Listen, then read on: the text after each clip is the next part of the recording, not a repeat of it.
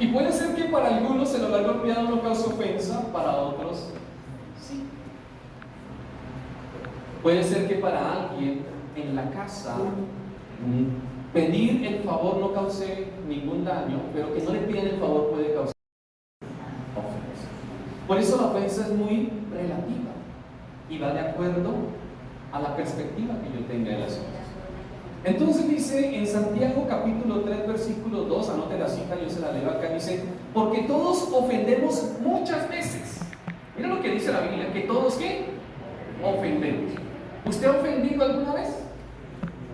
La palabra dice que todos ofendemos, y no unas poquitas veces, dice muchas veces.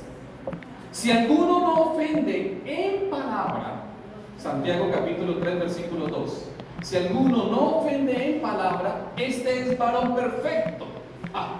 Qué bendición, ¿no? Tener esa capacidad. Dice capaz también de refrenar todo su cuerpo. Entonces, si miramos ese texto, la Biblia, ¿qué me está diciendo? Que las ofensas van a estar ¿qué? Presentes. En todo nuestro diario vivir va a estar las ofensas. ¿Y hasta dónde o hasta cuándo van a estar? Hasta que partamos de este mundo, las ofensas van a estar ahí presentes. Por eso tengo que aprender a cómo tratar la ofensa. Aquí este tipo de enseñanza no es para llevarlo a que usted deje de ofender, o que usted tampoco se sienta porque lo ofende. Aquí es tratando de llevar cómo manejo una situación de ofensa, porque recuerde que les voy a hablar de un tema que les dije hace 8 días. ¿Cuál era el tema? Aprender a discutir con paciencia, porque estamos edificando los hogares. Y la discusión hace parte de un hogar. Y cuando estoy hablando de discusión, no son peleas, porque cuando la palabra hablamos nosotros entendemos de discusión, que una vez se nos viene a la mente que peleas, gritos, golpes, no. Eso no es discusión. Pero la discusión hace parte de nuestro entorno, porque somos seres humanos, que somos sociales y necesitamos interactuar con otros que tienen otro punto de vista y muchas veces no vamos a estar de acuerdo.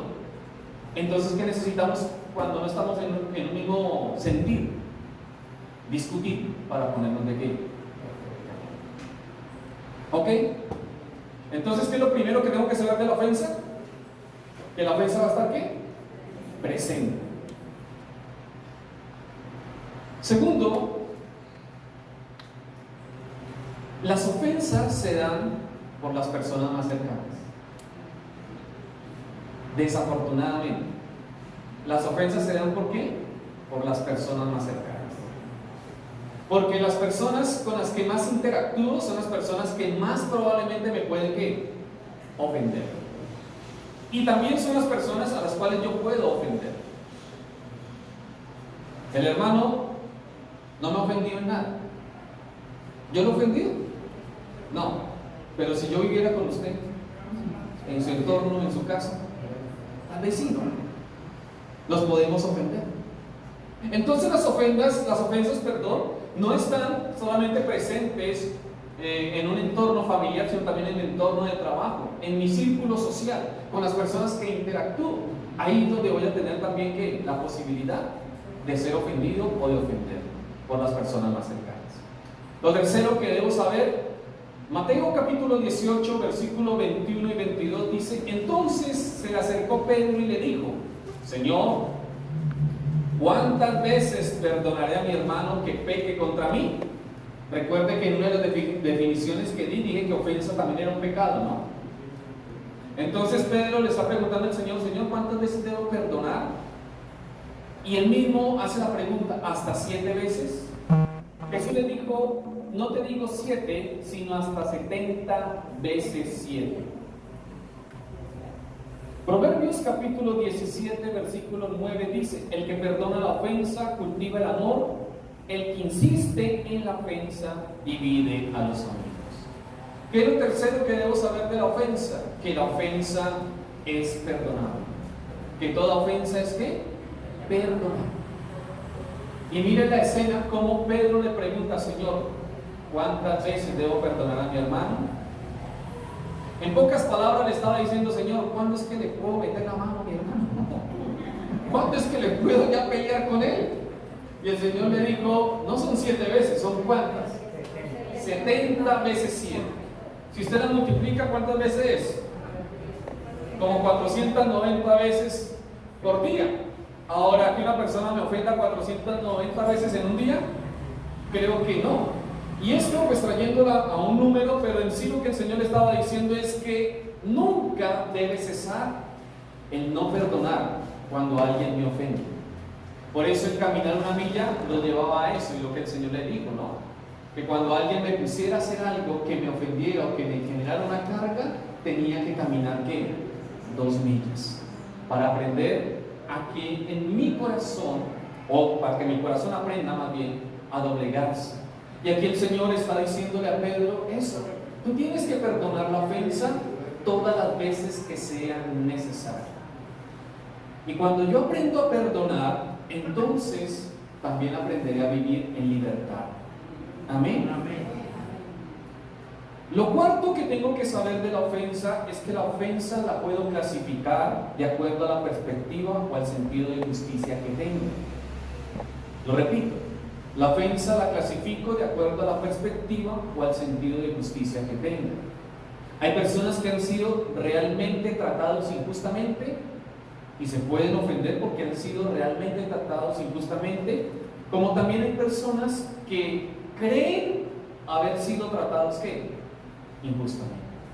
Y todo va de acuerdo a su condición o perspectiva de justicia que tenga.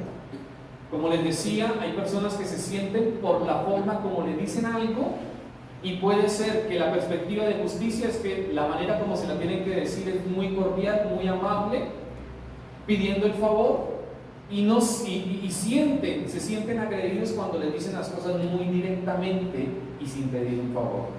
Entonces, de acuerdo a la perspectiva, así clasifico la ofensa.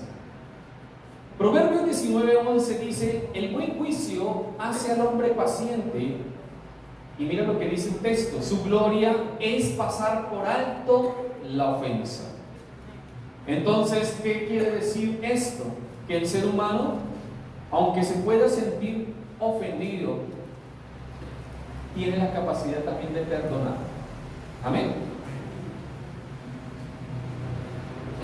Busqué, dice en un texto que encontré de Martins, que cita a una neuropsicóloga y psicóloga experimental de la Universidad de Manchester de Inglaterra.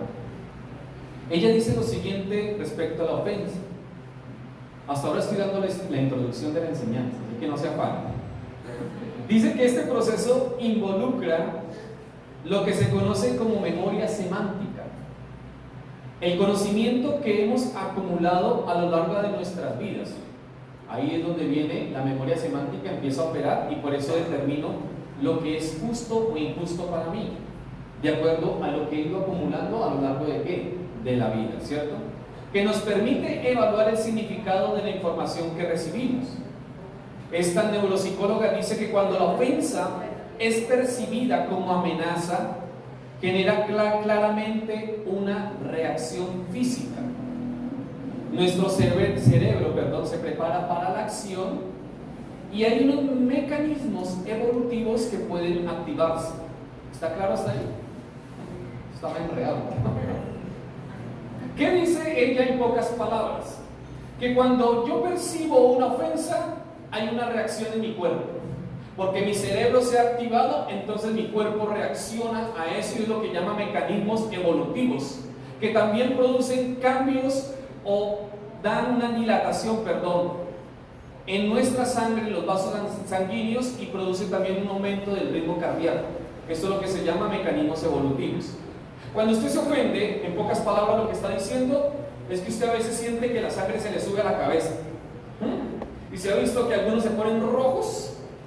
Quiere decir que ese mecanismo de defensa de su cuerpo está reaccionando porque usted sintió una agresión por parte de la persona.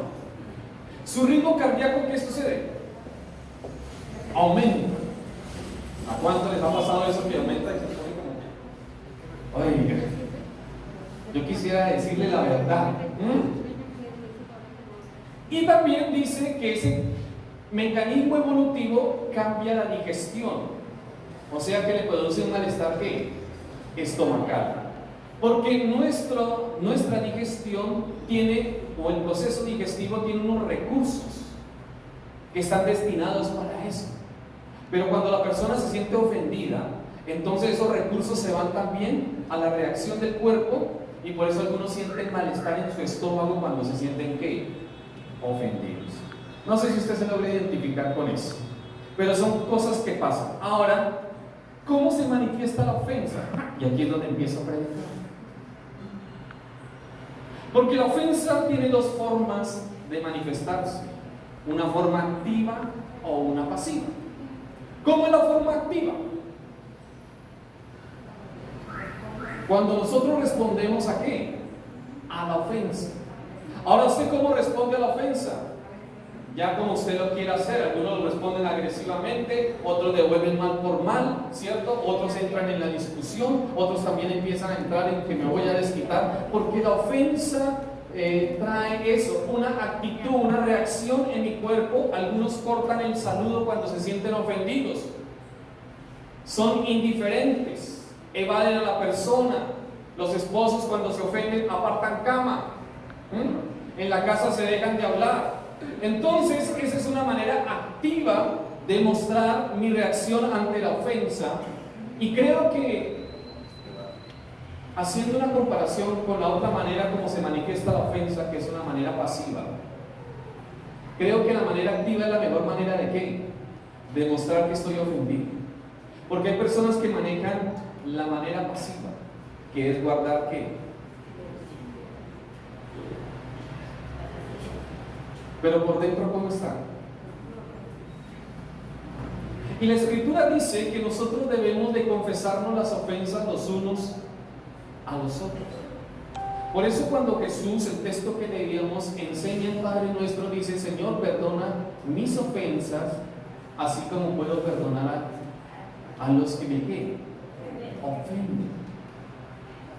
Ahora, cuando yo perdono a alguien que me está ofendiendo, es porque tengo la capacidad de ir a esa persona y decirle: oye, no me está gustando esta conducta tuya, porque me está generando una ofensa a mi vida.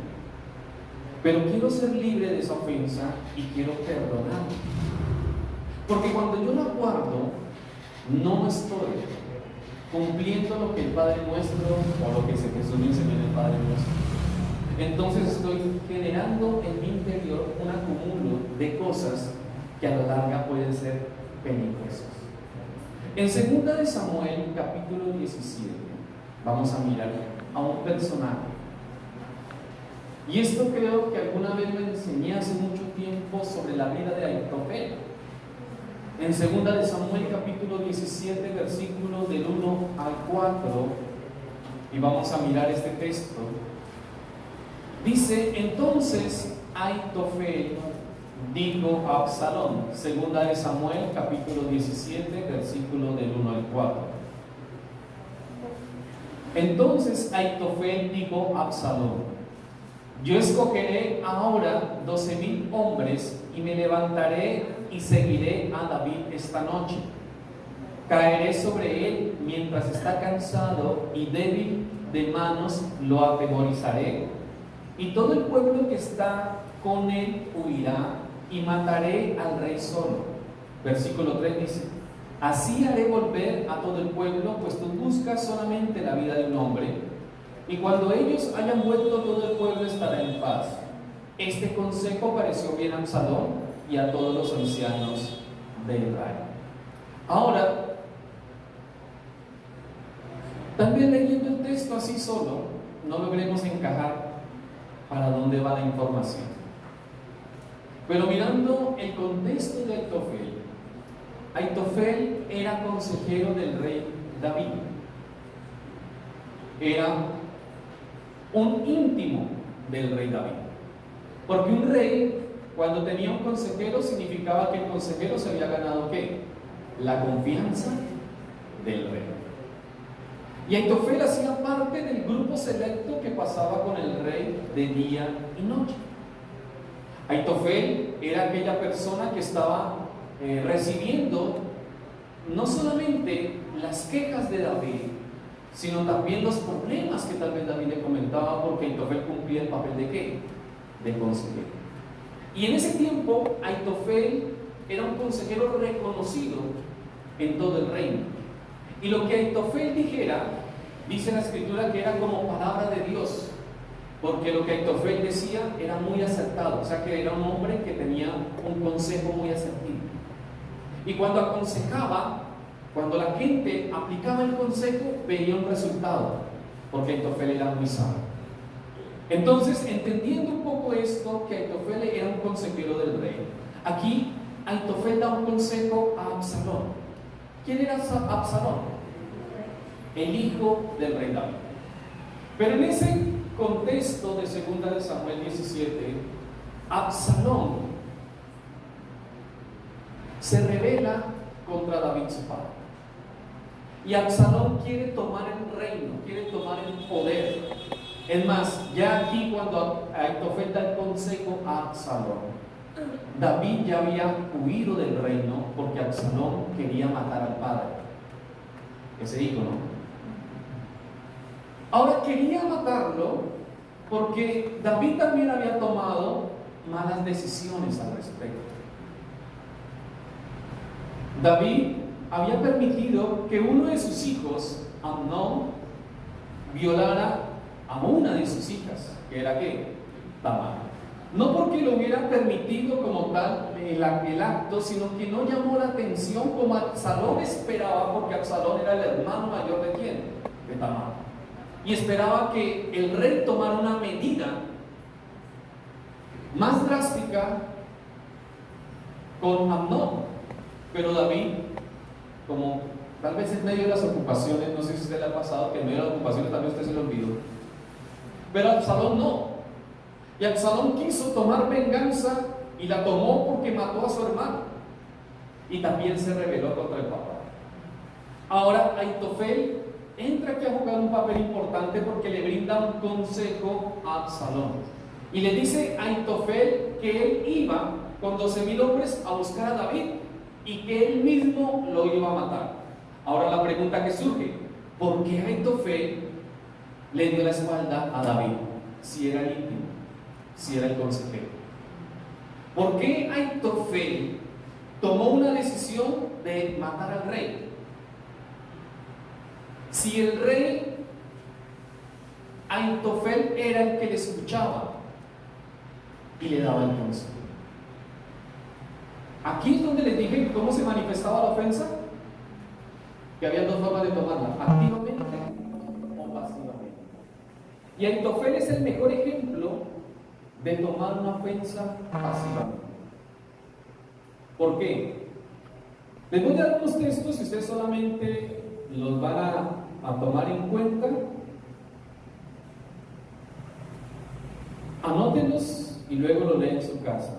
En 2 de Samuel, capítulo 23, 34, dice el texto: Elifelet, hijo de Ahasbai, hijo de Maca, Elián, hijo de Aitofel, Gilonita. Ese es 2 de Samuel 23, 34. Ahora, ¿qué tiene que ver el texto? Ahí está como enredado el tema, ¿no?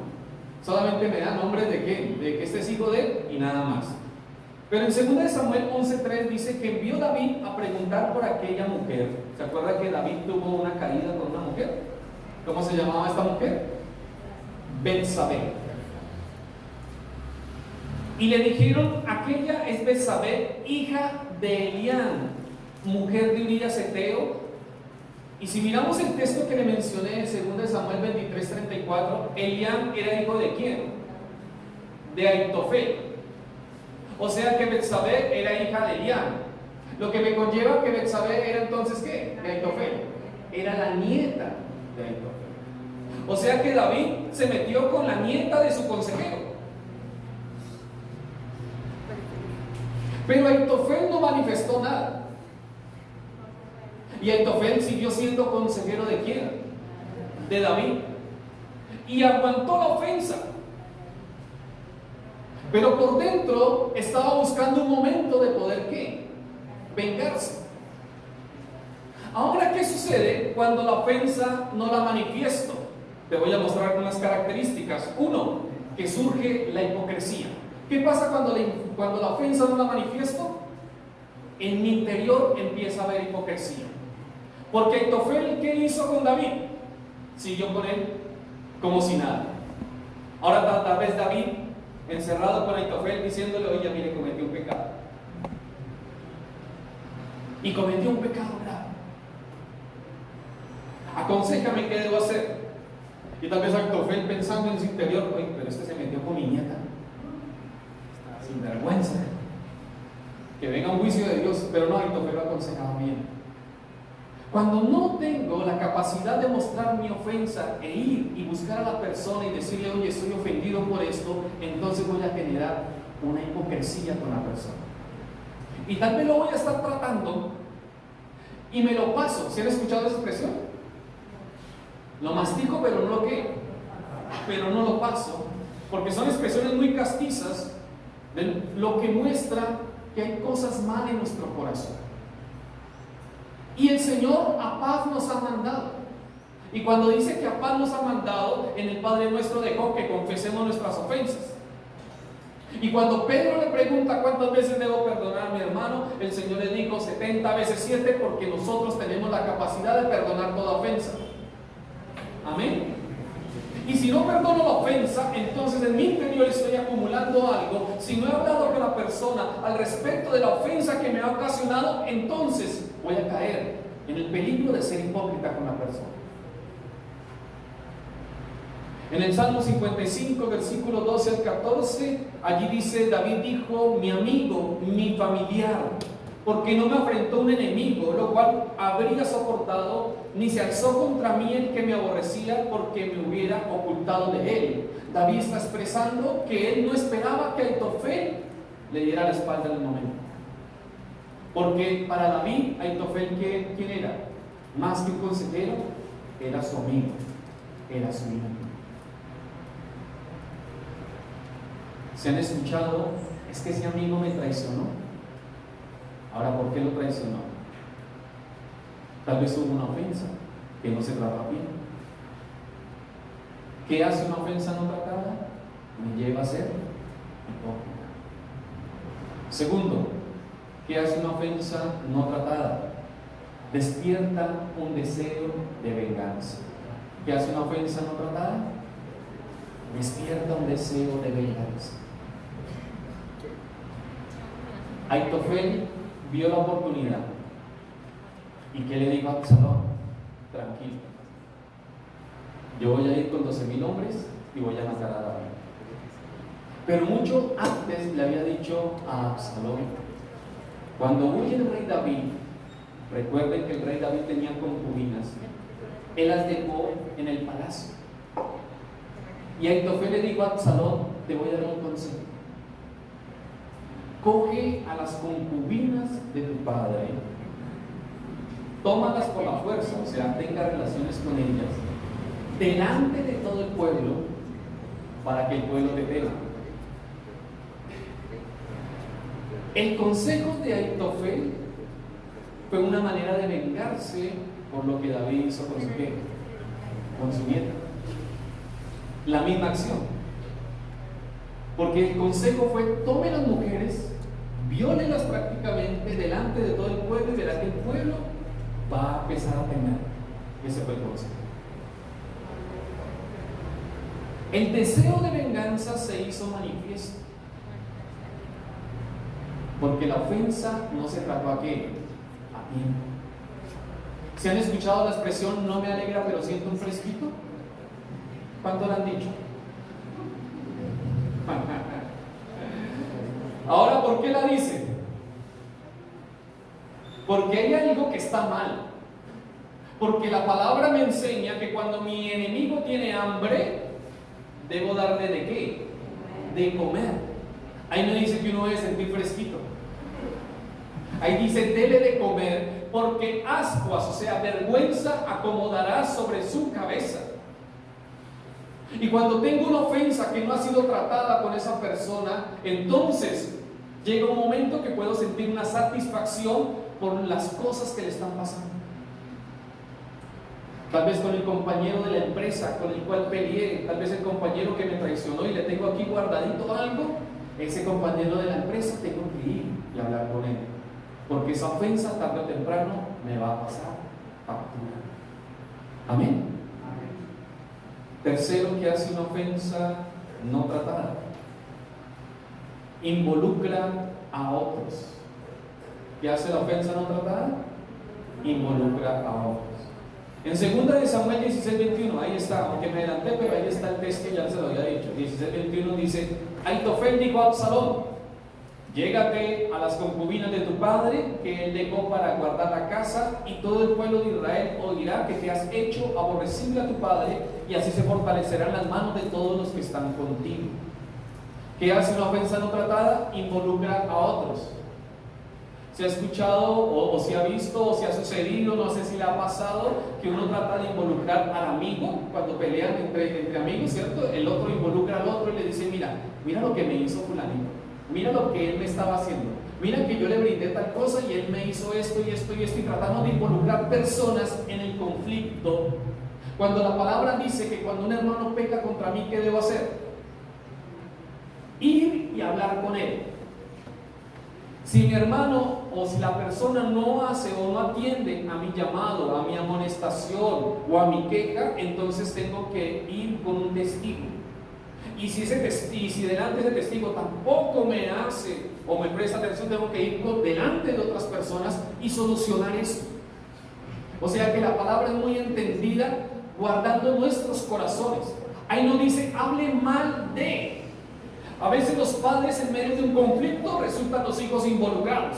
Cuando pelea papá y mamá y están ofendidos, le dicen: vaya a llegar a su papá si quiere comer. ¿Y qué hace el hijo? Papi, ¿quieres comer? ¿Por qué involucramos a otros en las ofensas cuando es mejor solucionar esas ofensas, que es lo más práctico? Amén. Aitofel involucró a Absalón, involucró a las concubinas, involucró al pueblo, todo por la venganza que tenía frente a quién? A David. ¿Cómo involucramos a personas que no tienen nada que ver en el conflicto, pero por causa de nosotros darle una mala imagen a esa persona? Eso fue lo que hizo Aitofel, ¿no? Digo, todo el pueblo se va a dar cuenta que tú aborreces, y van a aborrecer también a David, ¿no? Como que le estaba dando esa mala imagen de quién era David. Ahora, ¿por qué involucramos a otros? No está bien involucrar a otros. Lo que es más sabio es ir y solucionar la ofensa. Amén. Si están peleando en la casa, entonces ¿qué debe hacer mamita? Amorcito, ¿vas a comer? Así le hayas sacado más genio.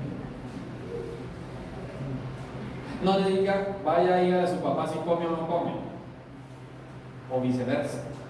Eso no tiene que suceder. Los niños no tienen que involucrarse ni qué, en el asunto. Ellos son ajenos de la problemática de papá y mamá. Amén. ¿Qué hace una ofensa no tratada? La persona ofendida devuelve mal por mal. ¿Qué hace una ofensa no tratada? Devuelve mal por mal. La palabra dice que nosotros debemos de pagar con el bien el mal. ¿Cómo debemos de pagar el mal? Haciendo bien.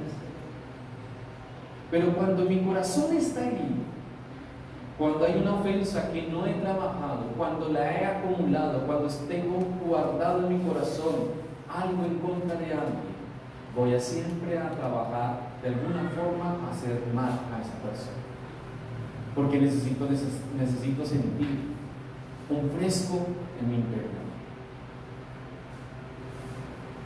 Y el Señor, cuando nos habla a través del Padre Nuestro, que ir y decirle: Señor, perdona mis ofensas, ¿qué decía el versículo 14-15?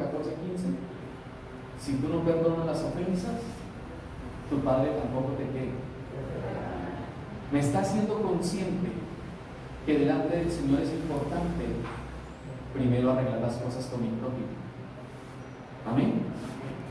Por eso, cuando la Escritura dice: no se ponga el sol sobre vuestro enojo, significa que no te tienes que acostar sin haber arreglado el problema.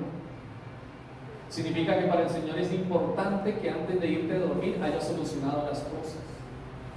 Significa que no tienes que acostarte en otra cama, no tienes que ir a buscar un sofá, más bien doblega tu orgullo y dile: amor, perdóname, me equivoqué. Así se haya equivocado ella. Amén. Significa que usted como hijo debe decirle: papi, perdóneme, así su papito le haya hecho algo injusto, pero usted está perdonando la ofensa. Porque es importante antes de irse a dormir dejar todo solucionado, porque es que nosotros no sabemos qué va a pasar en la noche. Y es más, la palabra dice: no demos lugar al diablo. Ahora, cuando no soluciono algo, le estoy dando lugar a quién? Al diablo. ¿Qué le pasó a Aitofel? Siendo el consejero. Entonces, como no trató la ofensa, se llenó de motivos para ir en contra de David, y cuando vio la oportunidad, hizo lo que les estoy enseñando. Se levantó en contra de David. Ahora, ¿cuál fue el destino de Aitofel? Murió. Y tal vez murió cargado con David. No habló con David por el problema, no solucionó el inconveniente, falleció, y falleció de una manera que vino. ¿Por qué? Porque llega un momento que entra tanta angustia y desesperación, porque mi objetivo de venganza no lo logré llevar a cabo, entonces termino tomando otra decisión, otra salida del problema. Ahora, ¿por qué a veces la gente se suicida? Porque encuentran una salida ¿a qué? Al problema no tratado. ¿Por qué la gente a veces toma decisiones de irse de una casa? Porque no buscó la solución correcta. Y en medio de la desesperación y la angustia tomó una decisión, y la decisión fue huir. El Señor no nos manda a huirle a los problemas, el Señor nos manda a enfrentar los problemas. Pero para ello tengo que aprender a que mi corazón debe estar sano. ¿Y cómo es sano? Aprendiendo a estar en la presencia de Dios. Amén. Aprendiendo a tomar la palabra. Ahora, hay cosas que uno le dice: pero es que no lo puedo perdonar, me cuesta todavía. Trabaje en eso, pídale a Dios, dígale a Él que le ayude, pero en algún momento hay que hacerlo, porque si no va a seguir atado a un sentimiento que no le va a dar la libertad de vivir plenamente para el Señor. Amén. ¿Qué sucede con una ofensa no tratada? La lealtad se ve afectada. ¿Qué sucede cuando hay una ofensa no tratada? La lealtad se ve afectada. ¿Qué hizo Aitofel? Dañó la lealtad, la confianza que David había dado. Ahora, David cometió un error, es cierto. Hago la pregunta: ¿usted ha cometido errores? Y cuando usted comete errores, ¿qué espera que haga? ¿Que lo perdonen?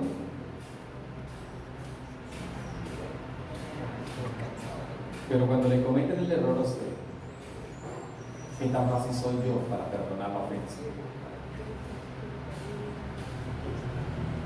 Por eso los matrimonios se acaban, porque la lealtad que se prometieron en el altar, diciendo que vamos a estar hasta que la muerte nos separe, a veces la rompió una ofensa no tratada, porque no pudieron acercarse y solucionarla y pedir perdón, porque tal vez no tenían conocimiento, o tal vez su parte de justicia, la falsa justicia que se maneja, los lleva a tomar las decisiones de una manera apresurada. Tal vez dice: yo no puedo soportar esa ofensa. Pero es que nosotros humanamente no podemos, pero con el Señor sí podemos. Amén. Y Él es el único que nos puede ayudar a tratar esa ofensa, por más difícil que sea. Él es el único que nos puede sanar, porque Él prometió ser nuestro sanador. Y la palabra dice que Él es el que viene a restaurar los corazones quebrantados. Los corazones heridos tal vez no pueden aceptar. Y cuando uno está herido, a veces no quiere ni aceptar, ¿cierto? Cuando usted se hiere físicamente, se lastima una pierna y alguien le va a coger la pierna, no sé qué hace. De una vez reacciona: no me coja, porque está herido. Y usted quiere salvaguardar esa pierna y quiere allí que nadie le ponga la mano sobre la pierna a pesar de que ya no tenga el mismo dolor, usted en su interior percibe que tiene un dolor fuerte. Así pasa con nuestras emociones. Percibimos que es un daño fuerte que nos han ocasionado y pudo haber sido en el momento algo fuerte, pero cuando conocemos del Señor, el mismo Señor se encarga de tratar ese corazón para que nosotros podamos, delante de la persona, pedir perdón y perdonar. Amén. Si no trato la ofensa, voy a tener esos problemas que le mencioné. Y esos problemas tarde o temprano se van a acumular, esas características que les di se van a acumular. Y tal vez estaremos cometiendo injusticias. Y tal vez estaremos tomando decisiones. Y tal vez estaremos tomando o diciéndole a la gente cosas que no tenemos que decirle por causa de una ofensa que no se trató. Hay mujeres que no han podido perdonar lo que le pasó tal vez en un pasado y no se dan otra oportunidad porque no pueden, porque tienen su corazón herido. Y qué bueno que tenemos un Dios de restauración. Amén. Vamos a orar. Ponte sobre tus pies y vamos a orar. Mi pregunta es, ¿qué vas a hacer a partir de hoy? ¿Cómo vas a tratar la ofensa? Recordemos, la ofensa, ¿qué necesitamos saber de la ofensa? Que está presente todos los días. La ofensa no se va a acabar, pero la manera como reacciona ante la ofensa, esa sí va a cambiar. Amén. Tal vez lo que cambie es la manera en que usted ofenda a otros. Y como les dije, la ofensa no es relativa, porque tal vez usted pueda hablar golpeado y a otro no le gusta. Pero Dios nos transforma de tal manera que podemos ir mejorando en ciertos aspectos de nuestra vida. Amén. Pero que otro no lo ofenda es muy difícil controlar. Y por eso tengo que aprender a sobrellevar la ofensa. Que alguien del trabajo le sea desleal, eso lo ofendió a usted. Tal vez usted le dijo a alguien, venga, yo tengo esta idea en este negocio, y ese negocio se la montó. Yo lo ofendió, sí, pero ¿cómo así me robó la idea? Hay muchas cosas en nuestro entorno, y más como familia que vivimos las 24/7 con la familia, van a haber muchas ofensas que pueden llegar. Pero nosotros tenemos la capacidad de saber sobrellevar la ofensa. Amén.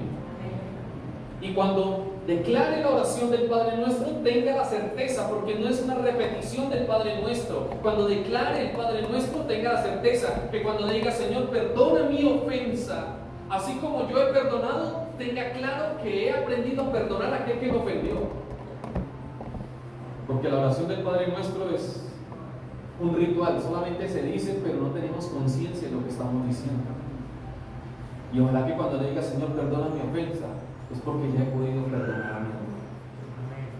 Es más, la palabra me enseña, dice la Escritura, no me acuerdo bien si está en Mateo o en Lucas 5, bueno, usted la buscará porque no recuerdo, pero le voy a citar el texto. Dice que cuando traigas tu ofrenda al altar,